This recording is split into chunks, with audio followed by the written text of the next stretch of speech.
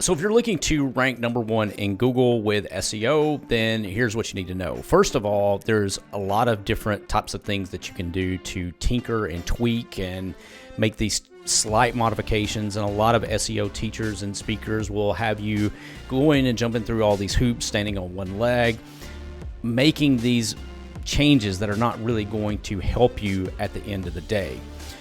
Tweaking your site to where you're only getting a millisecond shaved off of your load time is not going to take you from no man's land to number one in Google. It's just not. Does it help? Probably, because it's going to help the end user experience, but it's not going to take you from, say, page 5 or page 6 to page 1.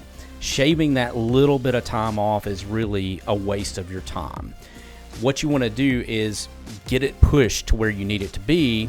When you start getting on the first page, then start making some of these tweaks, some of these modifications. Another thing that I see a lot of is Schema.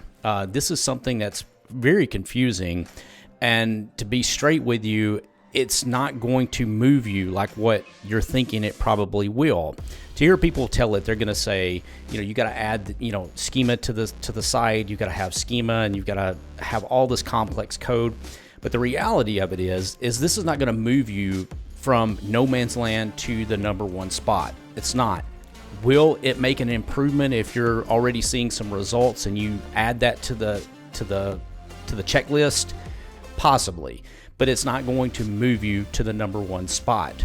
So you got to put these things in perspective. Also, if you get the absolute perfect surfer score, Yoast score, rank math score, any of these things you try to get the absolute 100 perfect score on, is really not going to move the needle for you.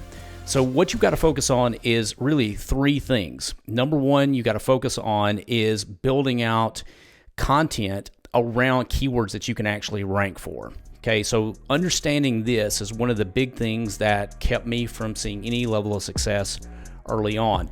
I went after terms that were really complex in nature, like real estate investing tips. These were broad terms that had no buyer intent or no commercial intent. And what that means is these are people that may have just been looking and researching for a research paper. Maybe they're wondering what real estate investing techniques people were talking about at that particular time. So it wasn't things like where people were actually going to spend money. It's a stark difference from a buyer intent keyword where somebody's searching for, let's say, a discount code for a host, or a trial offer for a particular offer, or a review of a product. These are things that are strong buyer intent, meaning people are looking to spend money. You don't need a ton of searches for these to be able to make a lot of money with this, because people already know the brand. They're looking for an honest review, or they're looking for the best deal. The second thing that you want to focus on is actually generating the content once you get the keywords. There's a framework that you need to follow that allows you to rank in Google.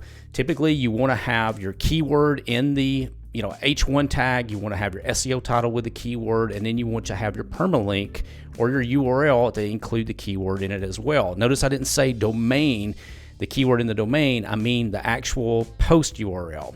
So you get those 3 things, then you're going to be 90% of the head of the competitors. Now, obviously, you will need to do more, because a lot of the times you're going to need to be able to create long form content. So what we like to do is we like to answer the questions: who, what, when, where, how, why, and what to do next. Typically, these are our subheadings or H2 tags, and we just fill in the gaps for those. Now, if you've got a tool like my AI SEO system, this will automatically build these out for you in an SEO friendly format.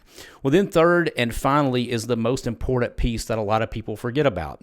If you've went through and you've built the keyword list that you want to go after, and you've got that honed in, and then you build the content, third and finally, the most important piece is being able to obtain links and being able to create links. A lot of people want to have you to believe that all you got to do is just create great content.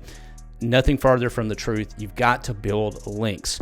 So the first set of links that we like to build is something that I call the brand stack links. Now, this is where we reserve our name across all the major channels, and we use a tool like IFTTT, or you can use something like Make that will automatically publish to those profiles, letting the search bots and letting everyone else know that you created a new piece of content. These are super easy links to build.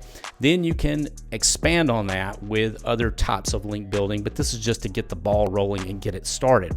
Also, we still use age domains whenever possible, domains that already have authority, already have some sort of existing trust in the eyes of Google that we can use and capitalize on from that standpoint. So don't let anybody tell you that links don't matter. Links still matter. It's the main thing that you need to be focused on. So hope you found this video helpful in relation to ranking in the search results. This is where I see most people really messing up, is tinkering with these little small things and not really focused on the main things that's going to actually move the needle. So if you enjoyed this video, be sure to give it a like, give it a subscribe, share it wherever you're at. Take care, and I'll see you real soon.